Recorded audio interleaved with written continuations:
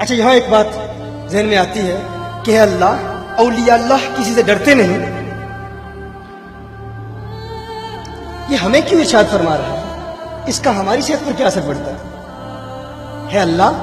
اگر اولیاء ڈرتے نہیں تو اس کا ہماری زندگی پر کیا اثر پڑتا ہے؟ ہمیں کیوں بتایا جا رہا ہے کہ اولیاء اللہ کسی سے ڈرتے نہیں، اور خبردار بھی کر رہا ہے، خبردار، ہوشیار۔ آپ کسی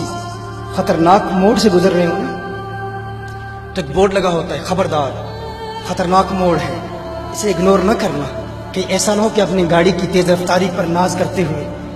میں بڑا اچھا ڈرائیور ہوں، ایسا نہ ہو کہ داتا دربار کے قریب سے گزرتے ہوئے تمہارے دل میں یہ خیال گزرے میں نمازی ہوں، میں روزے دار ہوں، میں مبلغ ہوں، میں تبلیغ کرتا ہوں، میں عالم ہوں، مجھے اس داتا کے احترام کی کیا ضرورت؟ کہا نہیں، خبردار، ہوشیار، نمازیں منہ پہ ماری جائیں گی، اگر داتا کا احترام نہ کیا تو تباہ و برباد ہو جائے گا۔